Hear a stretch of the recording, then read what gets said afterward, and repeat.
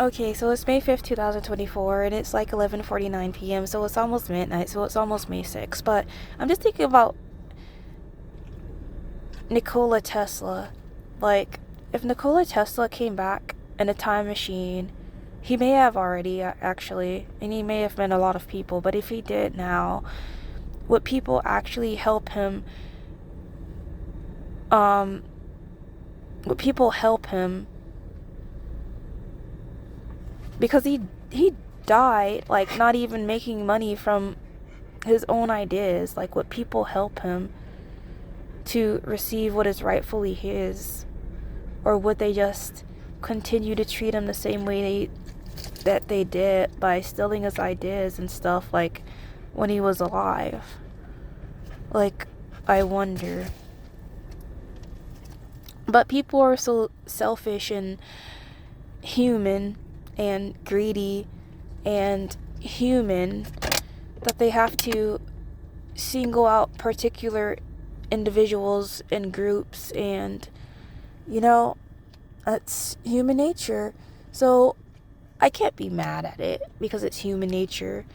So I'm a human too, so I tend to react as a human would in some ways, but then again, I'm not a mere mortal, so, you know, my reaction is slightly different than the average human, and the things that I say are slightly different than the average human. So yeah, like, I don't really think I have too much of a filter anymore. Like, so I'm just gonna say only God can judge me. It's not true, but only God's opinion matters to me, and that's the truth. So, you know, it's interesting how you could be attacked, and, you know, you can receive attack after attack, but then you could just you might be a little sad, and you might even feel like crying at one point, but because you're not a mere mortal, you just get over it. And then, like, if it happens again, you might feel like crying a little bit, but each time you get stronger and stronger, and then you just, like, build up a whole bunch of power, and you have so much power reserves that you're nearly like a superhero now. Like, there's no type of kryptonite around you because you've become immune to the bullshit. Like, and when you're immune to the bullshit, you don't let things affect you on levels that other people will, like, where other people would just lie there and just stay on the ground. Like, you just keep getting up and you rise higher and higher and higher and higher until you become like royalty. But in all actuality, you always were royalty, but just the realization of it just makes others become aware of it, because you just actually stick through and follow through with who you are, instead of falling down to the negative beliefs and opinions of others. So, you know, that's good to have good character and to have your own identity and to know who you really are in your own eyes instead of through the lens of others, because the lens of others will try to fuck you over and royally screw you, but you can't be royally screwed if you already know your true identity. And a lot of people don't. A lot of people let other people that most people perceive to be in power or to be powerful place labels in them, and those people may get embarrassed. But, you know, like I said, embarrassment is a human fault. Like, you can't let things embarrass you.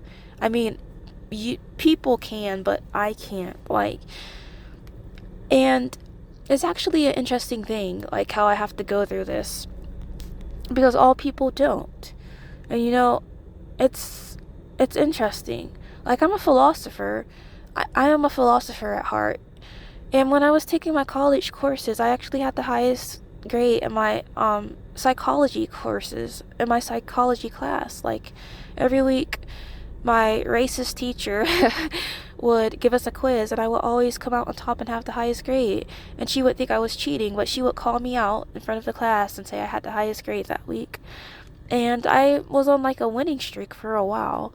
So, you know, I think I know a lot about human nature, more than other subjects, but, you know, I can actually learn about other subjects. I just will have to just put my mind to it and I can do anything, really. So I don't really let the negative opinions of others bring me down at this period in my life. And I feel like I had to go through a whole blossom and blooming stage to get to this mentality to where I am now, because I didn't always think like this.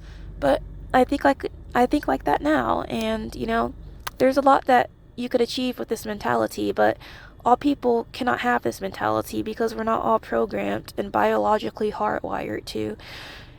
Even though some people may have spiritual awakenings and come to the realization or the conclusion that their life is more than what they've been living in the past, and that they have to extend out and do more with their lives, it may not be to the same extent as all people who have spiritual awakenings, but it's a step up, like it's a level up.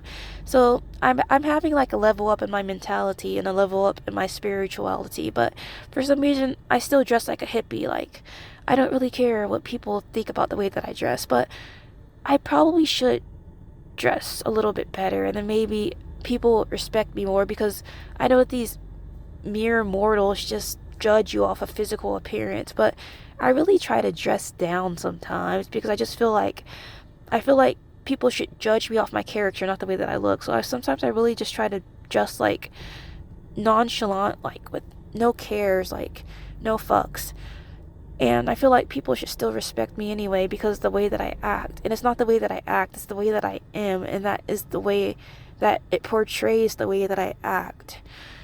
And yeah, I feel like people should judge me off my character, but I know that's not how humans are. So maybe I should just dress a little better to fit in. But like I said, I'm a hippie at heart. But I guess you can also dress like a hippie and then just like improve your appearance a little bit more so people will take you more seriously. But like I said, I know that I personally feel like people should respect you no matter how you look. So sometimes I feel like I purposely just dress like in a way that most people wouldn't expect a person to dress, like me, like how I act or how my behavior is. I don't want to say how I act because I don't want it to make it seem like it's a false persona, because it's my true authentic self. So yeah, we all have our light sides and our dark sides, but for the most part, like, your true authentic self is, the real version of you. And like, just me personally, I have to stay within the lighter side of my highest self, that like the majority of the time. Like, it's a process, it's a learning experience, like everything for humans, and this person is still listening to me after all this time. So yeah, so thank you for listening to Shares of a Lifetime Daily, and thank you for everyone who viewed and helped me get a lot of views on my YouTube channel. And yeah, so I hope YouTube isn't doing something weird, like, against me, because I feel like these videos should have already had a lot of views on them already. So, I do not have any suspicious activity.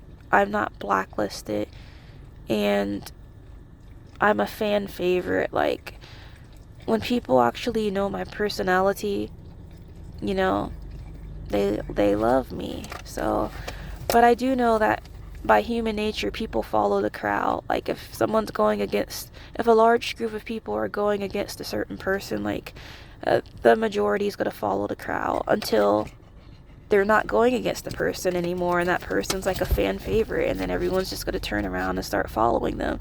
And by that point, I should just reject them all, because in the beginning stages, they rejected me.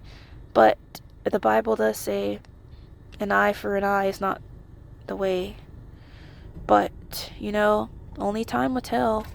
So, peace out.